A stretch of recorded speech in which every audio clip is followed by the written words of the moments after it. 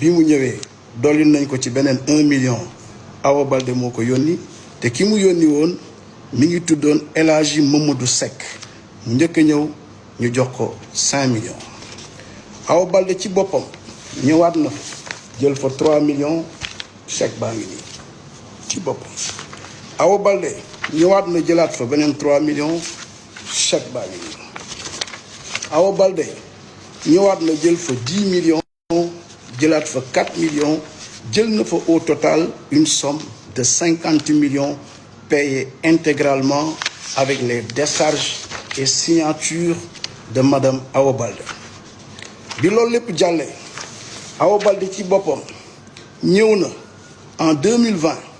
ni ma léegi dama lay defal la mutation du terrain mu ñëw ni ma 1 million 700 mooy def mutation bi mu ñëw ma yëkkati une chèque de 1 million 700 chèque baa ngi nii mu bind je sous-signe Awa Baldé numéro carte d'identité tel atteste avoir reçu le 1er 7e mois ce chèque. Le motif du chèque était pour les frais de mutation du terrain cédé à monsieur Abdoul Aziz Ndiaye moom moo ñëw ci boppam xaalis bi nga xam ne ni tapoté leen live bi visibilité restreinte ñu ngi koy signalé moom ba ci xaalisu mutation bi moom Awa Baldé moom moo ko jël si te li ma seqoon ak moom muy 50 millions yi Awa Baldé est majeur vacciné sait lire et écrire bi ñu defaree le contrat def ko lire benn par benn bi mu ko liiree ba pare jël 50 millions signature acte de vente baa ngi nii lii mooy signature Awa Baldé lii mooy sama signature loolu la ñu d'accordoon mooy acte de vente terrain bi nag nekkul baay damay dégg ñuy wax 7000 mètres carrés titre foncier terrain bi nekkul titre foncier terrain bi mi ngi nekk domaine national terrain bi mi ngi nekk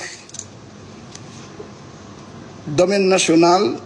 ba pare mi ngi nekk délibération le terrain bi am terrain bi matul 7000 mètres carrés mi ngi nekk 6169 mètres carrés Awa Baldé terrain bi la ma jaay ci magum jëm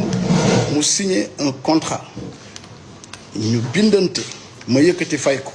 ba mu mat sëkk tous les chèques sont là les décharges sont là l'acte de vente signé en bonne et due forme mi ngi fi ma xamal leen ni terrain bi nag man ginnaaw bi ma ko jëndee dama gëstu cosaanu terrain bi terrain bii may wax tey ki ko njëkk a moom mi ngi tudd monsieur Hervé Georges Nicolas en 2011 2010 précisément Nicolas boobu moo jaayoon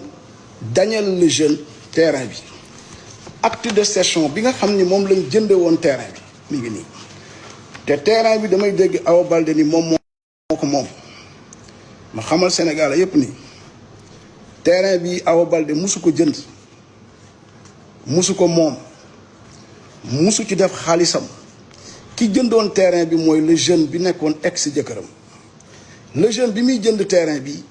fekkul sax mu nekk jëkkëru Awa Baldé ndax le terrain a été acheté en 2010 par le jeune bi muy jënd terrain bi tey ñu ma koy jaay 11 millions 800 moo nekk ci acte de cession bi ki jëndoon terrain bi c'est une dame qui est ici au Sénégal dëkk fii ci Sénégal moom le jeune defaloon acte de vente moom le jeune defaloon procuration notariée benn femme bu nekk fii ci Sénégal moo jëndoon terrain bi jëndal ko Daniel ci jamono yooyu Daniel takkagul sax Awa Baldé kon communauté de biens mënul dugg foofu 11 millions 800 lañ jënde woon terrain bi en 2010 kayit yaa ngi nii li koy firndeel tous les documents d'achat du terrain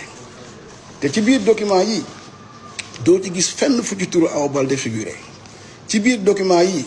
mu Awa Baldé mënul présenter benn document ci terrain bi muy wax ni alalam la moom moo ko jënd moom moo ko moom terrain bi ki ko jënd bugguma citer turam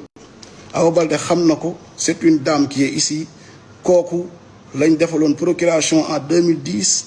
mu jënd ko le jeune moo ko defaloon procuration mu jëndal ko terrain bi li ñu déclaré ci prix terrain bi mooy 11 800 mi ngi nii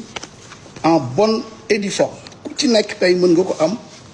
terrain bu ñu jëndee 11 800 en 2010 jaayee ko 50 millions en 2018 te ki jaay terrain bi musu ko moom musul nekk ci turu Awa Baldé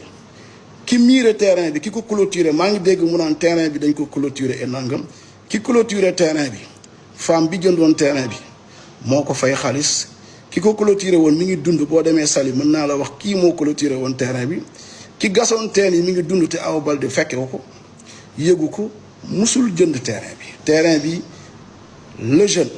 moo defaloon procuration à une dame en 2010 mu jënd ko ci këyit yi 11 800 moo nekkoon ci prix de vente terrain bi bi ko le jeune di jënd nekkagul jëkkëru Awa Baldé kon boog communauté de biens bi ñuy wax naan sama ex jëkkër